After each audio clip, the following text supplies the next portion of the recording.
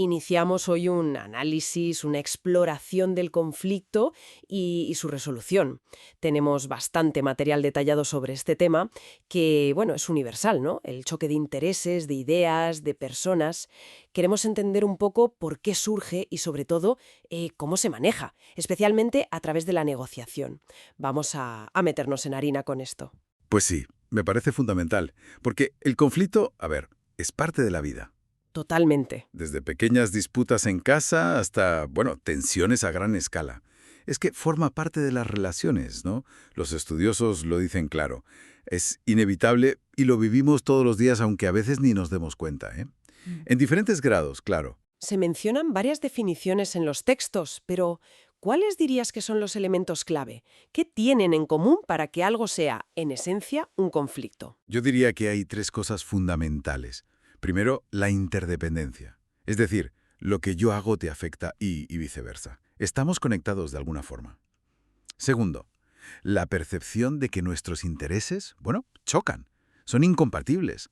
Y ojo, digo percepción, porque a veces ese choque es más una sensación, una interpretación, que algo totalmente real y objetivo. Puede que no sea tan así.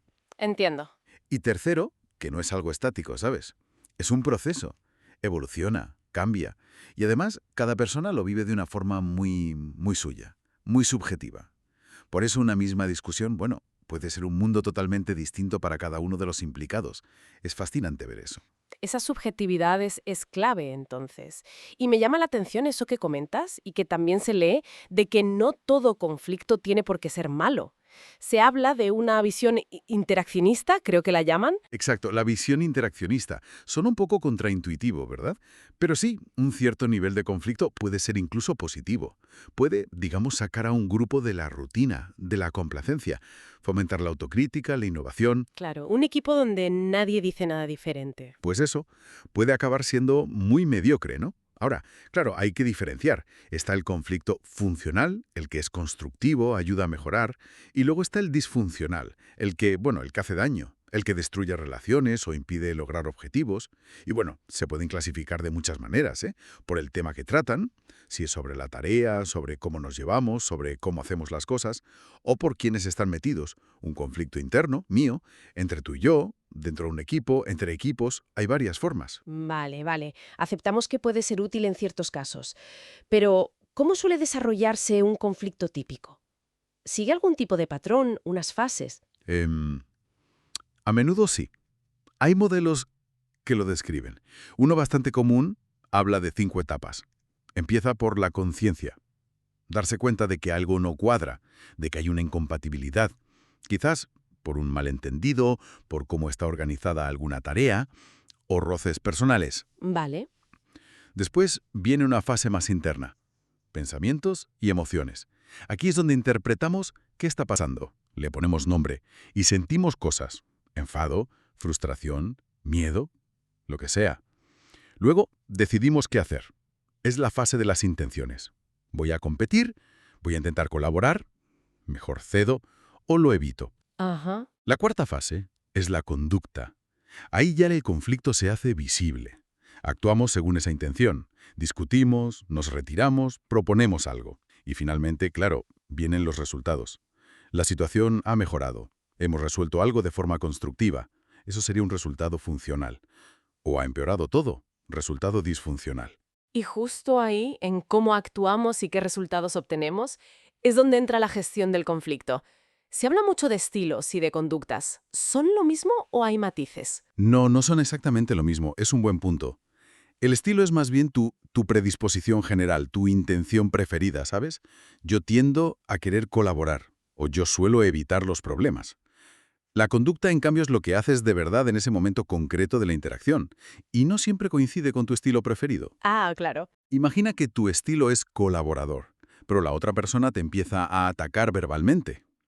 Quizás tu conducta inmediata sea defenderte aunque tu intención inicial no fuera esa. Entendido. Para entender los estilos es muy útil un modelo, el bidimensional. Se fija en dos cosas. Cuánto te importan tus propios intereses y cuánto te importan los intereses del otro. Y de ahí, de combinar estas dos preocupaciones, salen como 5 tendencias o estilos principales. Integración, que es buscar el beneficio mutuo, importan ambos. Servilismo, que es ceder, priorizas al otro. Dominación, que es competir, priorizas lo tuyo. Evitación, que es, bueno, ni lo tuyo ni lo suyo te importa mucho en ese momento. Y compromiso, que es buscar un punto medio, un reparto. Vale, 5 estilos. ¿Y cuál es el más efectivo? Supongo que no hay una respuesta única. Exacto, no hay una receta mágica. La perspectiva más clásica, la contingente, dice justo eso. Depende de la situación. A veces evitar te da tiempo para pensar mejor. Otras veces, en una emergencia, quizás dominar es necesario para tomar una decisión rápida. Ya. Pero hay otra perspectiva, la compleja, que a mí me parece más interesante y más pegada a la realidad. Dice que la efectividad no está en usar siempre el mismo estilo, sino en saber combinarlos y sobre todo en cómo respondes a lo que hace la otra parte. Ah, la interacción. Eso es, si la otra parte te propone colaborar, responder colaborando suele funcionar muy bien. Incluso si alguien empieza dominando, intentar responder con una propuesta de integración a veces puede desarmar un poco la situación. Lo que sí está clarísimo es que si ya partes de una actitud muy negativa hacia la otra persona, si hay desconfianza o percepciones muy sesgadas, pues todo se complica enormemente. Es muy difícil llegar a buen puerto así. Entendido, muy claro. Entonces, si gestionar el conflicto es tan importante, la negociación parece una herramienta fundamental para hacerlo de forma conjunta, ¿no? Sin que decida un tercero. Correcto. Es una de las formas clave de gestión conjunta. Negociar es, básicamente, ese proceso donde las partes intentan resolver sus diferencias directamente, cara a cara, para llegar a un acuerdo. Casi todas las negociaciones comparten ciertas características. Tiene que haber al menos dos partes, claro. Tiene que haber un conflicto de intereses, si no, no hay nada que negociar. Suele haber un cierto equilibrio de poder, aunque no sea perfecto. Y, muy importante, tiene que haber voluntad de llegar a algún tipo de acuerdo. Si no, no es una negociación real. ¿Y el proceso? También tiene fases, como el conflicto. Sí, también se suele hablar de fases, aunque los modelos varían un poco en los detalles. Pero en general podemos hablar de, bueno, primero, la preparación. Es crucial. Aquí defines qué quieres conseguir, tus objetivos, tu mínimo aceptable, qué estrategia vas a seguir, qué información necesitas, es la base de todo. Fundamental, sí. Luego suele haber una fase de discusión inicial, a veces llamada de antagonismo. Se presentan las posturas de partida, se tantea un poco el terreno. Después viene una fase de señales y propuestas. Se empiezan a lanzar ideas más concretas, se buscan movimientos en la otra parte, se ve por dónde pueden ir los tiros. El tira y afloja, ¿no? Más o menos.